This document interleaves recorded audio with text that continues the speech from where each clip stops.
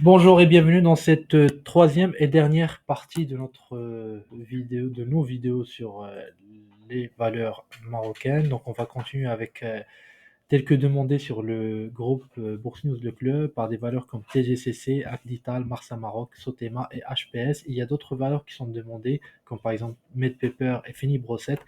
Ces valeurs sont des très petites capitalisations et l'analyse technique comporte une plus grande marge d'erreur sur ce type de valeurs, facilement manipulable et peu liquide.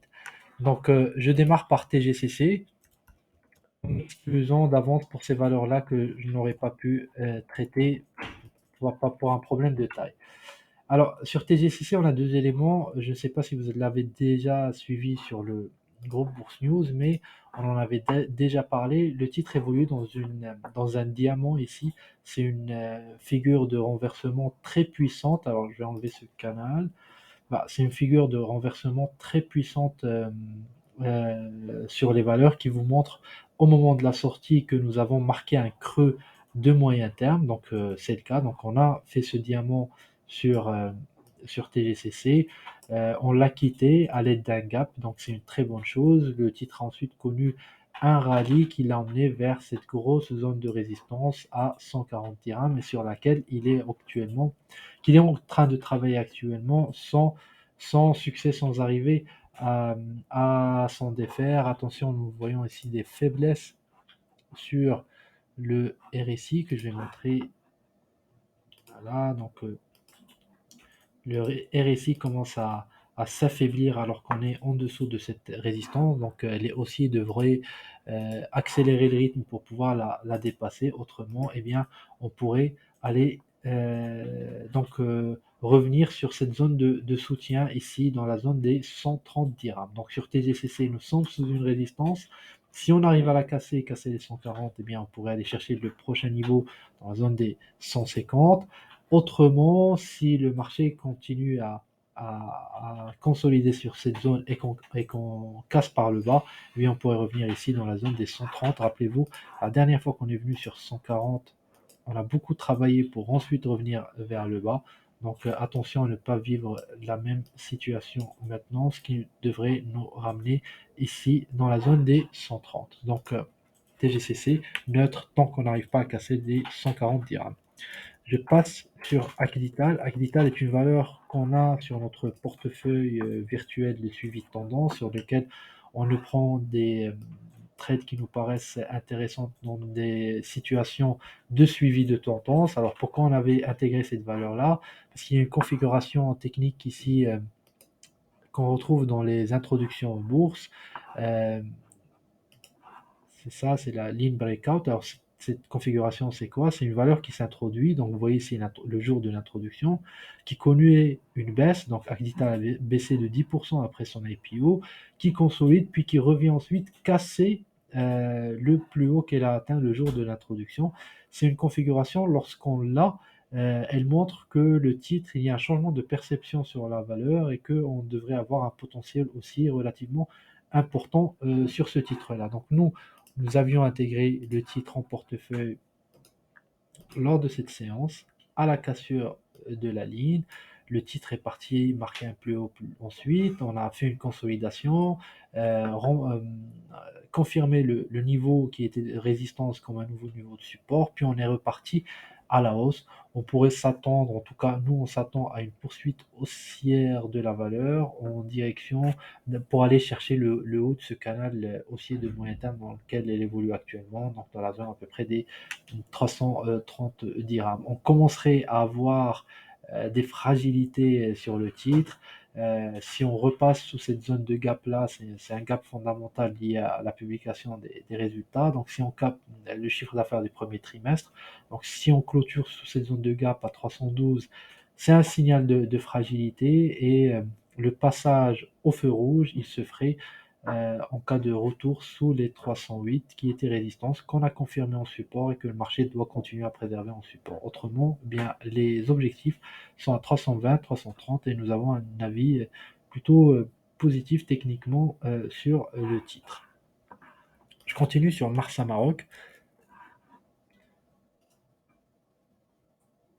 Alors, je passe d'abord en données hebdomadaires pour avoir des niveaux techniques assez importants à surveiller.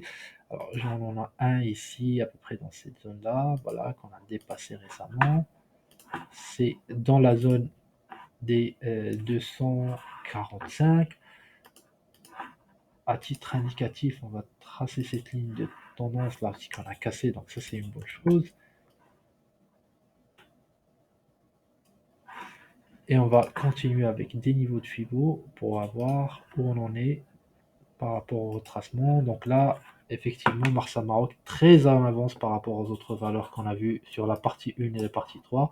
Elle a dépassé son niveau de retracement 50%, cette fameuse zone de valeur dont on a parlé sur des valeurs comme Simon du Maroc, Tigele Wafa Bank, Mutant 10, dans les vidéos 1 et 2. Là, on a dépassé cette fameuse zone grise, on passe de l'autre côté. Je ne m'étonnerai pas de voir le marché revenir ici pour retester cette zone en support, avant peut-être d'aller rechercher d'autres zones ici dans les zones des 270. Les signaux d'alarme sur Marsa Maroc, ils seraient donnés par une clôture sous la zone grise, c'est-à-dire sous la zone, on va le mettre ici plutôt, sous les 235. Donc pour moi, c'est un titre qui est dans une dynamique assez forte et cette dynamique serait fragilisée par le passage en dessous de 235. Autrement, on peut très bien garder un avis aussi dessus avec par exemple cette zone-là autour des 270, voire la zone des 280 en résistance, en tout cas valeur beaucoup plus forte que le reste. Je continue avec HPS et Sotema et on en aura fini avec les valeurs. Alors Sotema, je vais passer plutôt d'abord en données mensuelles. Allez, on est dans une tendance très forte. Données hebdomadaires, là aussi, on est en train de faire une grande correction de la dynamique haussière qu'on avait connue sur le titre.